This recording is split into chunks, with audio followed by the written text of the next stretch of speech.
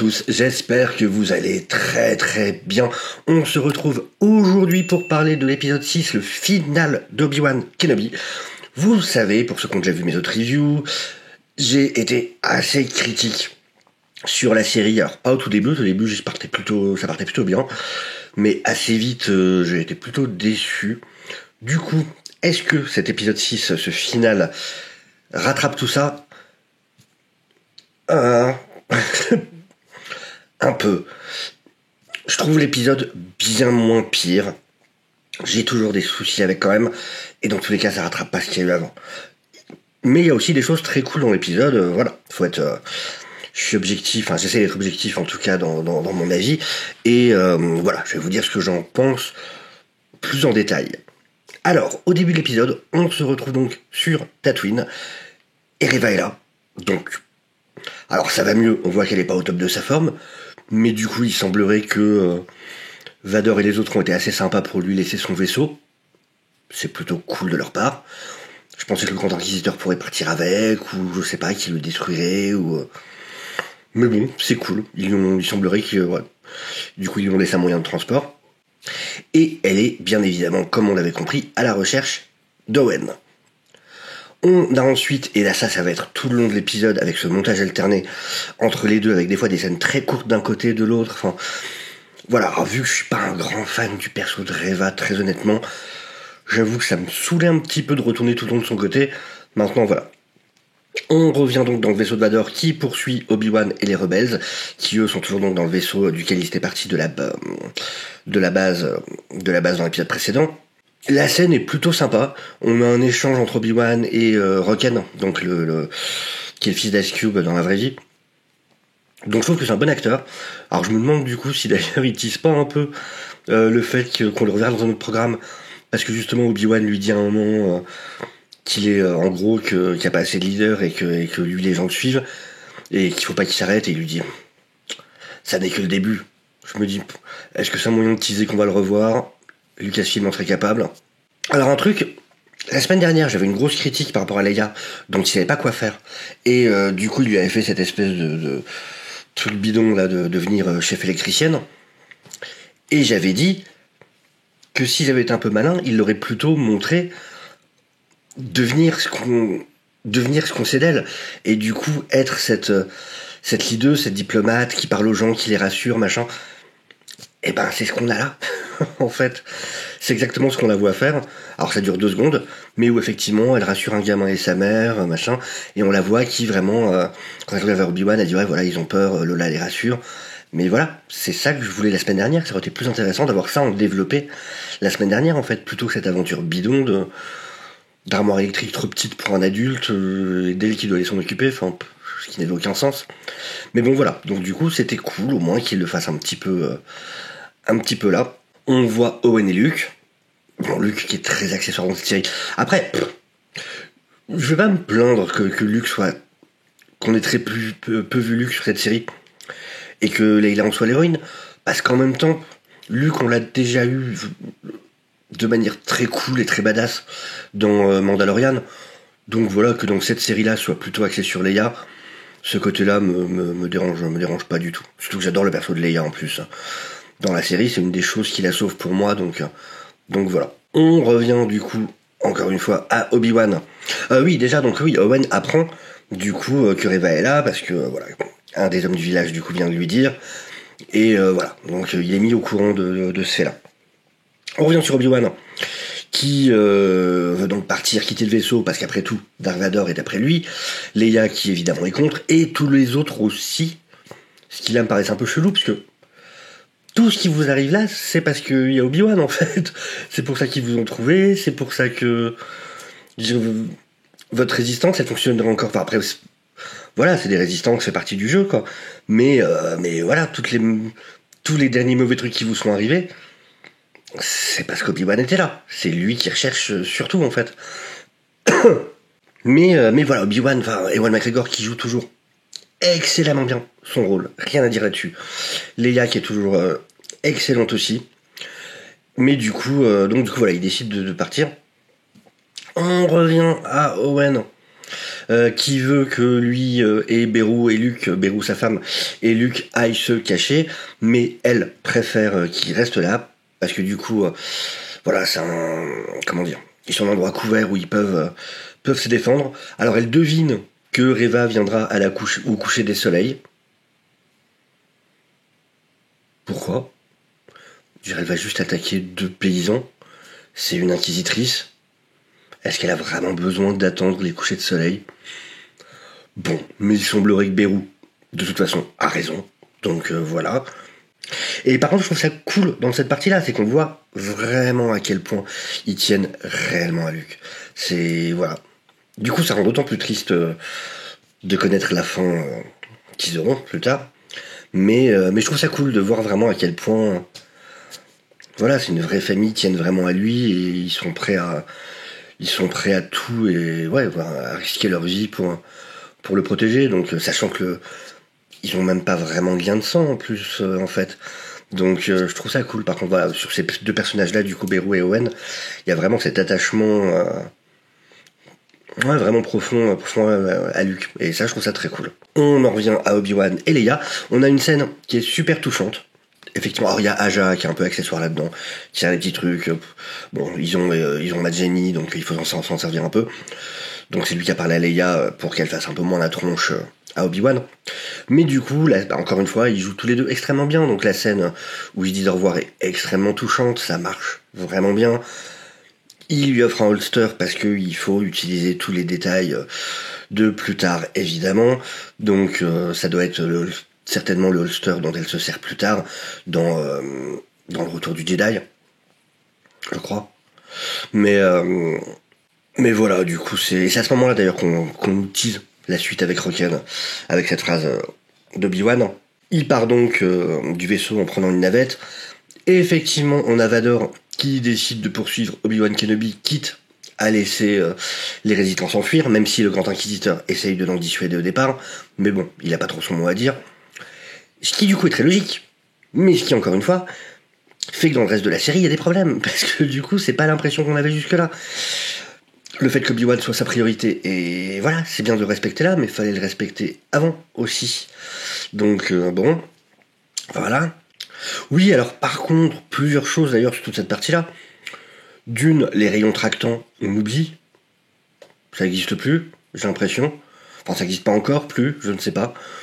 Mais bon, alors, je comprends pas qu'ils rattrapent pas ce petit vaisseau. Enfin, je pense pas qu'ils aient les mêmes capacités de propulsion. Alors les TIE Fighters, j'en parle même pas. De toute façon, ils sont tous en maintenance. Donc à aucun moment ils s'en servent. Et puis, c'est pas une question de vouloir laisser Obi-Wan vivant quoi, parce qu'ils essayent de shooter le vaisseau pendant tout le long. Hein. On voit qu'ils lui tirent dessus, que le vaisseau est obligé de faire plein de manœuvres. Mais alors ouais, les TIE Fighters, non. Peut-être que le prix de l'essence a augmenté comme chez nous, je ne sais pas. Enfin, il y a un souci avec ça. Darth Vader, qui est quand même un des meilleurs pilotes de la galaxie, qui, non, sa navette, il la prend juste quand il voit qu'Obi-Wan va sur une planète pour en mode je vais le suivre. Ça aurait pu être, il aurait pu y avoir un dogfight ou quelque chose, ça aurait pu être, voilà, ça aurait pu être cool. Mais bon, donc non, voilà, on s'emmerde pas avec les détails, hein, après tout, faudrait pas trop réfléchir non plus. Donc oui, à un moment, il se souvient qu'il a une navette, ça lui revient à l'esprit, et donc il veut aller affronter Obi-Wan seul sur une planète à proximité, celle sur laquelle Obi-Wan a été se cacher. Obi-Wan qui se rend compte que Leia lui a offert Lola, elle avait caché dans une de ses poches. On en vient au face-à-face tant attendu. Le décor, déjà, est un peu moins pire que le premier. C'est pas encore extraordinaire. Ça reste un truc très sombre. Terre battue, quelques pics rocailleux, et voilà. On devine le set avec les écrans LED. Mais c'est quand même plus réussi que lors de l'affrontement dans l'épisode 4. Très clairement. 3, 4, 3, 4. Enfin bon, que l'affrontement auquel on avait eu droit. 4. On a aussi Reva, du coup, qui, effectivement, à la tombée de la nuit, vient pour récupérer Luke, parce qu'il semblerait qu'elle a compris que c'était le fils d'Anakin, d'une manière ou d'une autre. Le message lui a suffi. Et je m'en fiche, et c'est pas clair. Et je sais très bien que Luke n'aura aucun souci. Et Balek. Totalement. Voilà. On a un affrontement qui est plutôt très cool. Et là, c'est terrible parce que il y a toute une partie où vraiment j'étais dans un crescendo de waouh, enfin, enfin c'est cool. Et du coup, on a ce combat qui est vraiment classe. Toujours pas très bien filmé, mais l'affrontement est quand même très cool. On en vient à un moment super badass de Vador qui va faire s'écrouler le sol, provoquer un espèce de tremblement de terre. Enfin, un effondrement surtout. Et du coup, comment voilà, il provoque des chutes de pierre sur Obi-Wan. Bon, alors il part encore sans vérifier ce qu'il a déjà fait avec Reva avant. Donc il part sans vérifier si Obi-Wan est bien mort. Ok, ça j'avoue que ça devient un peu relou. Mais, euh, mais voilà, on a un moment avec Obi-Wan. Enfin vraiment c'est cool parce que on voit qu'Obi-Wan revient à son prime. En plus, il reprend sa position vraiment du coup typique de combat. Et ça, c'est cool. C'est pas le Obi-Wan de l'épisode d'avant qui cavale pour se sauver quand il est face à Vador. Donc voilà, c'est vraiment cool ce côté-là. Et il y a des moments cool dans le combat, vraiment. C'est ça, il y a des trucs sympas. Mais donc du coup, Obi-Wan qui est bloqué sous ses rochers. Alors c'est très shonen Neketsu. Il a des visions de Leia, un tout petit peu de Luke, mais surtout de Leia. Et du coup, après c'est logique, hein, la force répond aussi aux émotions. Donc voilà, il y a un côté logique. Mais du coup, on a ce côté, le pouvoir de l'amitié, le pouvoir de l'amour. Et là, il se dépasse et il arrive à soulever toutes les pierres. C'est vraiment, ça aurait été une scène d'anime ou de manga, ce truc-là. Mais donc, et c'est très cool, hein. Il arrive donc à soulever toutes les pierres. Il revient pour affronter Vador. Alors c'est entrecoupé encore une fois avec Reva qui court derrière Luke. Bon, voilà. Et là, on a un plan qui est ultra cool, vraiment très cool, avec du coup Obi-Wan qui reprend le dessus et qui en vient à carrément du coup comment dire détruire une partie du casque de Vador. Ce qui provoque, en plus, du coup, il détruit une partie de son attirail. Et on a comment dire, les deux voix donc d'Anakin et la voix de Vador, donc la voix de Christensen et de Jones, qui se superposent l'une l'autre et qui alternent même plutôt l'une l'autre.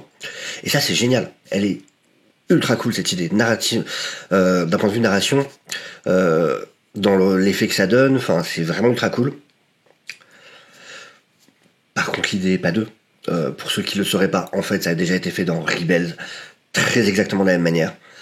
Donc voilà, c'est encore une fois une idée qui a été prise d'un autre programme qui les ont précédés. Bon, après au moins ils prennent des bonnes idées, donc c'est cool. Mais la scène rend super bien. Mais ils l'ont pas imaginé, ils l'ont pas inventé, et voilà. C'est juste une reprise de quelque chose qui avait été fait avant, en l'occurrence dans le combat entre Vador et Ahsoka. Mais en tout cas, voilà, j'ai trouvé ça super cool, super cool. Et on a Anakin Vador qui va dire, je ne suis pas votre échec. Vous n'avez pas tué Anakin. C'est moi qui l'ai fait. Donc Vador. Qui est super cool. Alors, pourquoi cette phrase? Cette phrase, soyons clairs, si on se met à la place des scénaristes, est là pour justifier le mensonge d'Obi-Wan à Luke, quand il lui parle et qu'il lui dit que son père est mort et que c'est Vador qui l'a tué. Voilà. C'est pour ça cette phrase. C'est Ah, vous avez vu? C'est pour ça qu'il l'avait dit. Voilà. Donc c'est vraiment, vraiment, vraiment pour ça. Et il y a plein de moments comme ça où vraiment ce sont des phrases qui sont faites uniquement pour justifier des choses de plus tard. Mais après, pourquoi pas, hein, c'est cool. Mais là, et vraiment, j'étais en train d'apprécier. Et j'étais dans un moment où petit à petit, je me disais, waouh, est-ce qu'ils sont en train de faire un truc vraiment bien? Est-ce que vraiment là, c'est cool? Et j'étais dedans. Et Anakin est par terre à sa merci. Et Obi-Wan se tire, se retourne et se barre. What? Alors je sais que ça va pas déranger tout le monde. Il y en a qui m'ont dit, et je le comprends et le respecte, que c'était digne d'un Jedi de partir sans le supprimer. Ouais. C'est déjà l'erreur que tu avais faite sur Mustafar, où tu voulais le tuer par rapport à ce qu'il avait fait, et où en fait tu l'as pas achevé, et du coup beaucoup de sales choses sont arrivées pendant 10 ans. Et tu t'en veux à fond de ça. Et là tu le relaisses en vie. Et donc tout ce qui arrive ensuite, c'est encore plus de ta faute. Non, enfin... Moi, le côté, ouais, c'est Jedi, il peut pas le tuer, machin. Mec, c'est ce que t'aurais dû faire il y a 10 ans, de le supprimer, et d'être sûr qu'il soit mort, en fait. Et là, tu le laisses en vie. J'étais en mode, what the fuck? Alors après, dites-moi en commentaire ce que vous en pensez, vous, hein. Peut-être que vous, ça vous dérange pas du tout, que vous trouvez que c'est bien qu'il ait laissé en vie ou quoi, y a pas de souci, hein. Moi, vraiment, là, c'est waouh! Donc t'as rien appris, en fait. T'as pas, enfin... Qu'est-ce que... Tu t'en voudras à chaque fois que Vador va détruire, va tuer des gens, provoquer des génocides, détruire des planètes, enfin... Ça sera encore de ta faute. Et le fait qu'il t'ait un peu absous en disant que c'est pas toi c'est pas ton échec, c'est moi qui ai tué Anakin. Oui, non mais Loulou, il est devant toi, t'as un sabre laser et tu peux le supprimer maintenant. Et je m'en fous, enfin que tu sois un Jedi, ok, t'en as tué plein des gens. On t'a vu en tuer plein, c'est pas le problème. Alors oui, c'est Anakin machin, mais justement, évidemment que je sais et que je savais qu'il allait pas tuer Anakin Vador. Bien sûr, bien sûr. Le problème, c'est que là, tu me le poses comme un choix conscient de sa part. Quand je dis toi, je parle des scénaristes. Fallait me faire des vaisseaux de renfort qui arrivent avec des Stormtroopers, qui arrivent des renforts et qu'Obi-Wan soit obligé de s'enfuir parce qu'ils étaient trop nombreux. Et du coup, ils arrivent derrière Vador, puis ils commencent à l'entourer pour le défendre, ou même juste des navettes qui arrivent et qui commencent à tirer sur Obi-Wan, il est obligé de s'enfuir. Quelque chose qui t'oblige à le laisser en vie.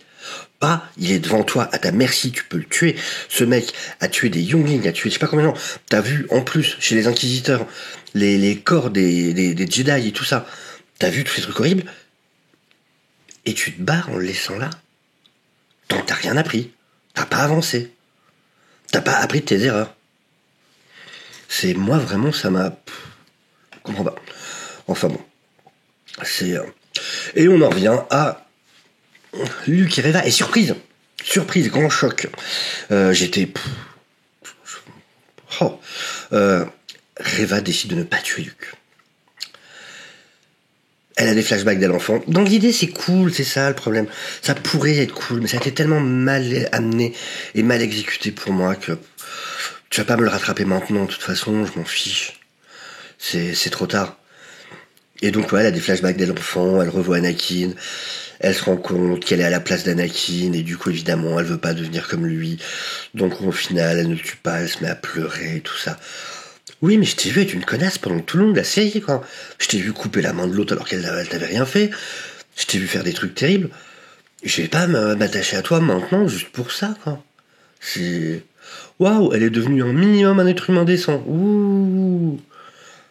Enfin, encore une fois, c'est rien contre l'actrice, hein, mais la manière dont elle est écrite, pour moi, ça marche pas du tout, en tout cas, quoi. Vraiment pas. C'est après, l'actrice fait ce qu'elle peut. Là, en l'occurrence, dans l'épisode, elle l'interprète bien. Voilà, j'ai rien à dire contre elle. Mais l'écriture, pour moi, ça va pas du tout, quoi. Et donc, on vient sur Mustafar, où évidemment, Darth Vader va très bien. Oh, il s'est quand même mangé des sacrés blocs de pierre dans la gueule. Ce qui était très cool. Franchement, j'ai adoré le moment où Obi-Wan soulève toutes ces pierres comme ça.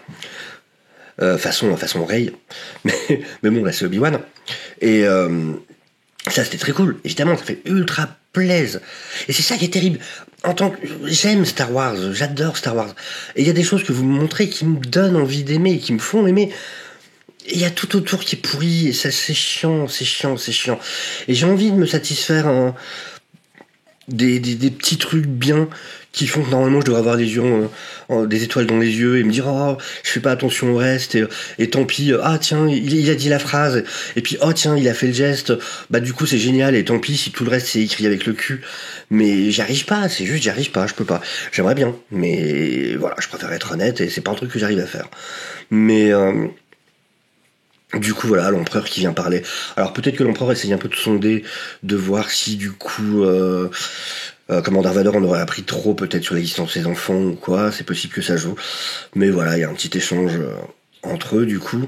Pour revenir sur Eva juste, donc on sait, parce qu'il y a eu des leaks, et je pense que c'est vrai là-dessus, qu'effectivement la fin a été changée.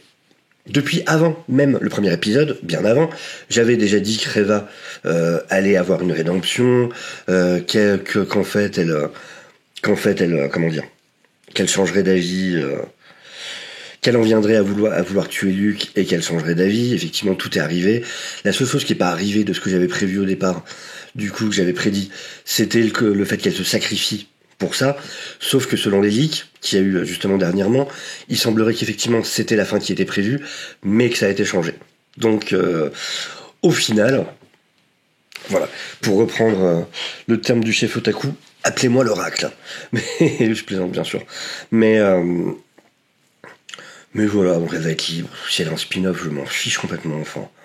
J'ai aucun intérêt pour ce personnage. On va ensuite sur Alderaan. Et du coup on voit Leia, donc c'est assez cool, j'adore ce perso, je suis pas objectif sur ce perso là. Et on la voit s'habiller toute seule, alors qu'au début c'était les domestiques qui l'habillaient, donc on voit qu'elle a mûri, c'est elle qui s'habille toute seule, elle met son holster, référence à la Leia adulte. Et même quand il lui offre, j'ai adoré la petite phrase de puisqu'ils jouent tellement bien les deux en plus. Et quand elle lui dit mais il y a pas de blaster, puis Obi-Wan qui la regarde, mais t'as 10 ans, tu crois vraiment que je vais te filer un blaster? Quoi? Et c'est des moments qui marchent, et c'est ce qui m'énerve le plus, vous avez un tel potentiel, vous avez des acteurs incroyables, vous avez des personnages incroyables, et de voir ce que vous en faites, c'est la tristesse totale. Parce que vraiment, quand ça marche. C'est ça le pire. Mais donc voilà, ensuite Leia, elle rejoint ses parents, un vaisseau qui arrive, on sait très bien qui c'est. Obi-Wan qui arrive et elle s'en fout complètement. Elle fonce sur Lola directement. Elle lui passe à côté, elle le regarde même pas. Elle passe d'abord un moment avec lui pour que Obi-Wan ait temps de parler avec ses parents. Et heureusement quand même après, ils vont se parler tous les deux.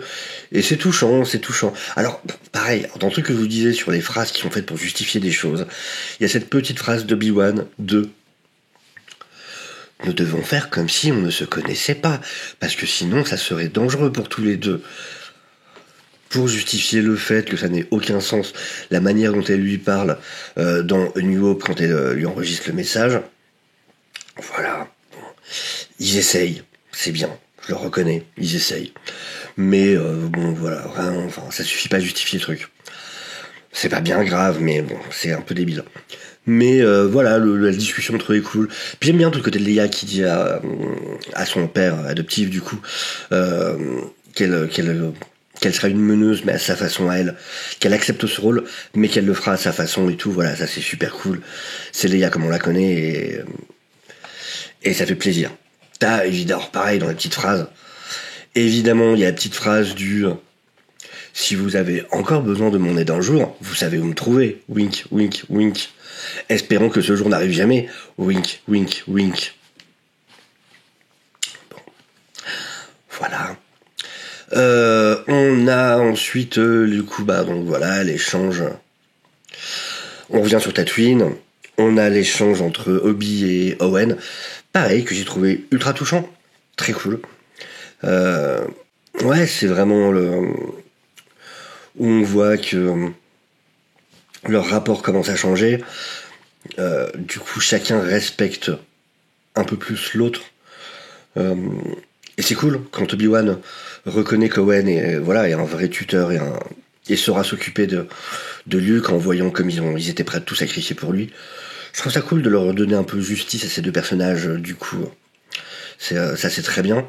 Et puis voilà, on en vient vraiment sur histoire de faire oublier Le reste, on vous met les petites pépites de trucs cool, enfin les petits trucs qui font ah ils ont fait ça, ah ils ont fait ci. Donc on a le Hello vert qu'ils avaient gardé pour la fin. C'est cool, bien évidemment, et moi aussi je suis devant et je me dis ah trop bien il a fait le Hello vert. Et puis il s'en va parce que genre je sais pas trop du coup, mais est-ce qu'il part très loin en mode non je surveille même plus Luc, démerdez-vous maintenant. Alors on sait que c'est pas vraiment le cas. Est-ce qu'il part juste habiter un peu plus loin, ou alors est-ce que c'est juste une fin, la fameuse fin qu'ils ont changée, qui va servir d'excuse à dire qu'il va pouvoir vivre d'autres aventures, et donc on se fout du canon et du fait qu'il est censé être resté justement à proximité de Luc toujours pour le protéger au cas où. J'ai un peu peur pour la suite. Si effectivement il y a une saison 2 et que du coup il s'assoit dessus et disent non, du coup il a laissé Owen se démerder et il est parti à l'aventure à travers la galaxie, ça va pas être non, faites pas ça les gars. Mais et puis du coup bien évidemment on a Qui-Gon à la fin, et ça aussi pareil, c'est très cool, c'est très très cool, sauf que voilà, c'est un truc du prestidigitateur. Regardez maman là pour pas voir que dans mon autre main j'ai de la merde. Et là, c'est vraiment, regardez la fin, pour pas voir que on arrête. C'était un peu bizarre comme geste, pardon. Mais comme pour oublier qu'on a écrit ça avec le cul, oubliez ça. Regardez, vous avez vu à la fin, il y a des trucs que vous aimez bien. T'aimes bien ça, hein? Bouffe-le, t'aimes bien. Allez. Donc oui, l'épisode 6 est mieux. Il est bien mieux que les 5 précédents. Maintenant, ça en fait pas une bonne série. C'est un énorme gâchis pour moi. Voilà. Et oui, je m'en cache pas. Il y a eu des moments dans cet épisode qui m'ont ému. Il y a eu des moments où j'avais presque ma petite larme, où j'étais touché, ou machin. C'est clair. C'est le minimum à en attendre. Parce que c'est comme des personnages ultra cultes. Heureusement. Mais que ça n'arrive que dans le 6e épisode.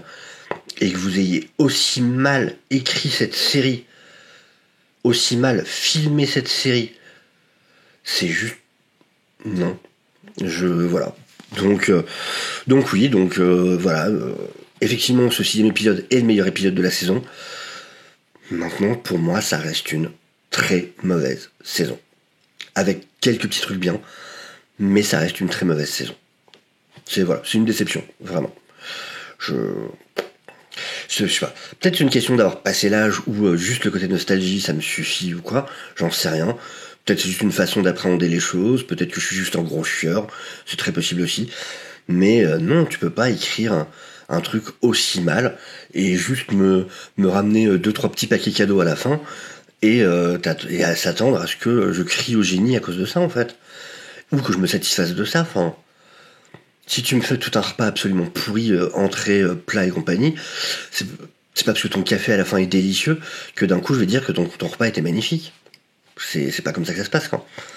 Donc voilà, écoutez, j'espère que ça vous a plu en tout cas. Si c'est le cas, bravo et courage. Vous avez du courage pour être resté pendant toute cette critique.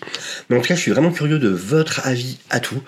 On se retrouve encore une fois, évidemment, vendredi, du coup, sur la chaîne de David Actu Ciné, avec Comics Guardian, avec Miko bien évidemment, avec le coin de Jarod et David bien évidemment, et voilà on discutera, et peut-être Warzel aussi, et on discutera du coup de tout ça, et puis voilà, écoutez, sur ce je vous souhaite à tous une excellente journée, une excellente semaine, et je vous dis à très bientôt. Au revoir.